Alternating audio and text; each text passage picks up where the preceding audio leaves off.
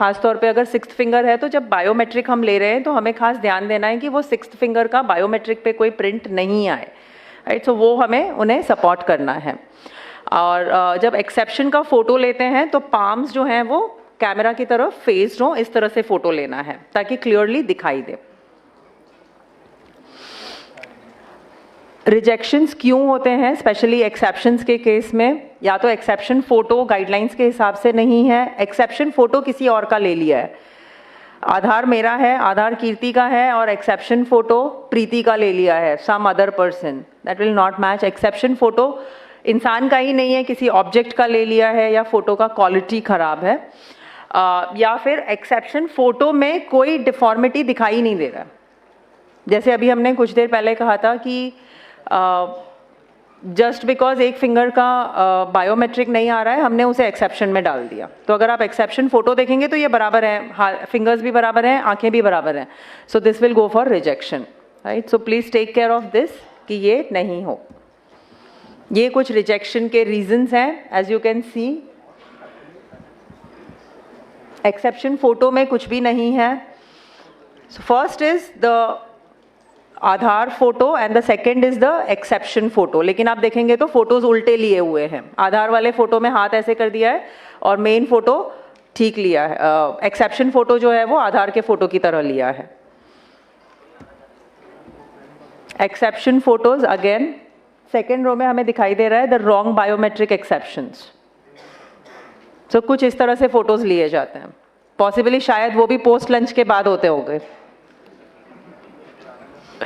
Okay, so capturing residents biometric least qualities में, जहां पर क्वालिटीज कम है, सारे 4 अटेम्प्ट्स जो हैं वो हम ले सकते हैं। क्वालिटी ना भी ध्यान में रखें और हम कंटिन्यूसली 4 बार उनके बायोमेट्रिक्स या आइरिस ले लें, दैट विल वर्क। वो हमें डिलीट नहीं करना है and to ensure that all the attempts are uploaded, और सेम रेसिडेंट के सारे अपलोड्स हों। सो एग्जाम्पल, अगर मेरा आइरिस पहली बार में बराबर नहीं आया, पुअर क्वालिटी का आया, तो हम फोर्स कैप्चर कर सकते हैं, और वो फोर्स कैप्चर जो 4 बार होगा वो हम चारों अपलोड करें, या एटलीस्ट एक आधा बराबर होगा उसमें, so irrespective of quality. So this is how the force capture will happen.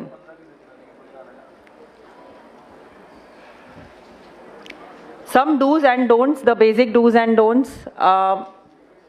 Suggestions, जब हम नाम वगैरह देखते हैं तो प्रूफ डॉक्यूमेंट्स के साथ मैच किया जाए। नाम लिखते समय बीच में जनरली हम लिखते हैं M.N. शाह, सो M के बाद डॉट डाल दिया, ऐसे नहीं, पूरा नाम हो, डॉट्स वगैरह का इस्तेमाल ना हो, NA नॉट एप्लीकेबल नहीं लिखा हो, and the correct gender to be captured. Age, address should match with the proofs, and fake documents वगैरह हम accept नहीं करें। Special characters या unparliamentary language का इस्तेमाल ना हो। फोटोग्राफ बराबर लाइट में लिया जाए, एंड फोटो का फोटो नहीं लिया जाए, किसी और इंसान के फोटो की जगह किसी और चीज़ का ही फोटो अपलोड हो गया है। जैसे हम सुबह कह रहे थे कि बस मोबाइल में हम कुछ और कर रहे थे, उसने अपना फोटो क्लिक करा एंड हो गया, सो वो सब नहीं हो, उसका ध्यान रखा जाए। हेड वगैरह ऐसे टिल्ट नहीं हो जब वो फोटो कैप्चर हो रहा हो, it has to be straight हो। And the documents the operator should verify, एक बार अपलोड करने से पहले हमें वेरीफाई कर लेना है। क्या हम फोटोकॉपीज ले सकते हैं डॉक्यूमेंट्स के? नहीं, बट मैं तो आपके पड़ोस में ही रहती हूँ। यस, हमें उनके ओरिजिनल कॉपीज चेक करने हैं, और वो ओरिजिनल कॉपी का हम डुप्लीकेट या जेरोक्स अपने पास रख सकते हैं? नहीं। So once it is done, वो हमें उन्हें रिटर्न कर देना है, right? Done. So going ahead, next I would like to ask, okay, so ये हमने देख लिया है। Now just एक quickly हम नज़र डाल लेते हैं on the documents, क्या क्या required है। As we said कि documents time and again update होते रहते हैं, so a quick look at it. Proof of identity में क्या क्या होना चाहिए? It's a identity proof। नहीं, proof of identity में क्या दिखना चाहिए? नाम एंड फोटो, करेक्ट। एड्रेस में सिर्फ एड्रेस दिखाई दिया, मेरा नाम नहीं दिखाई दिया, चलेगा? हाँ, मेरा ही एड्रेस है वो पता चलना चाहिए, so name and address. Relationship proof में नाम, मेरा अपना नाम तो होना चाहिए, यस। एड्रेस होना चाहिए। रिलेशनशिप प्रूफ में नाम दिखना चाहिए और एग्जैक्टली रिलेशनशिप क्या है वो देखना चाहिए। सो HOF बेस्ड अगर है तो HOF कौन है, who is the head of family, उसका नाम, उसके साथ का relationship should be there. And date of birth में क्या होना चाहिए, नाम, रिलेशनशिप। अगर मेरा अपना ही डेट ऑफ बर्थ का प्रूफ है तो मेरा नाम एंड डेट ऑफ बर्थ। अगर HOF है तो yes, name, relationship and the date of birth. फिर so there are some list, कुछ लिस्ट ऑफ डॉक्यूमेंट्स हैं जो अप्रूव्ड लिस्ट ऑफ डॉक्यूमेंट्स हैं, ये एक बार ही आपको रीड करना है। कई बार हमें लगता है कि कुछ डॉक्यूमेंट्स हैं जो एक्सेप्टेबल होंगे, हमने बस मान लिया है, लेकिन ऐसा नहीं है। सो प्लीज़ एक बार ही लिस्ट देखकर ही आगे उसे प्रोसेस करना। Original documents must be scanned. जब हम स्कैन कर रहे हैं, as we already discussed, photocopies नहीं। एंड डॉक्यूमेंट्स जो हैं रेसिडेंट के नाम पर होने चाहिए या फिर HOF, head of family. Other than that it will go for rejection. Some validity of supporting documents, passport का वैलिडिटी, ड्राइविंग लाइसेंस का वैलिडिटी, स्टैंडर्ड सर्टिफिकेट्स काफ़ी जगह पर नहीं एक्सेप्टेबल है, लेकिन जहाँ पर एक्सेप्टेबल है it is only valid for a period of 3 months। Water bill, telephone bills या ऐसे कोई यूटिलिटी बिल्स हैं वो भी सिर्फ जैसे आधार में लिखा है विनय कुमार, एंड सो आधार में विनय कुमार लिखते समय विनय में V और K में, कुमार में K, दोनों कैपिटल्स में है। प्रूफ ऑफ आइडेंटिटी में Vinay and Kumar is written in a small letters, तो ये चलेगा। This is a minor error, लेकिन अगर बड़े एरर्स हैं तो नहीं चलेगा। सो ये एक सिंपल एक्सेप्टेबल है। अगर आप यहाँ पे देख सकते हैं तो भगवान दास ईश्वर दास हिरानी, आधार में किस तरह से नाम दिया है और प्रूफ ऑफ आइडेंटिटी या प्रूफ ऑफ रिलेशनशिप में किस तरह से नाम दिया है, name and the father's name. So middle name कहीं पर ऐड किया है या कहीं पर मिडिल नेम को एक्सपैंड किया है, कहीं middle name and surname add किया गया है क्योंकि वो आगे पीछे लिखा गया था, which is acceptable. So that's it. Again, gazette notifications for new name is important. That's it. So now we are open for Q&A session. For Q&A session, I will like to invite Ashish. Can we have Ashish here? Yes. Can I have a round of applause for Ashish? ये हमें help करेंगे for Q&A session.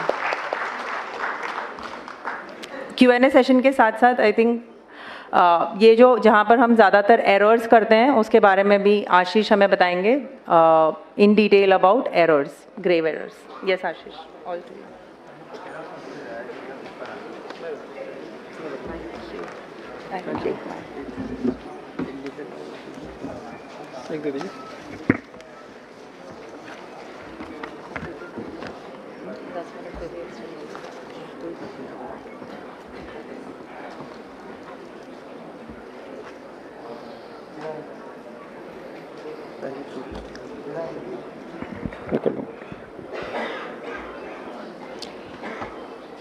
Good afternoon, everyone.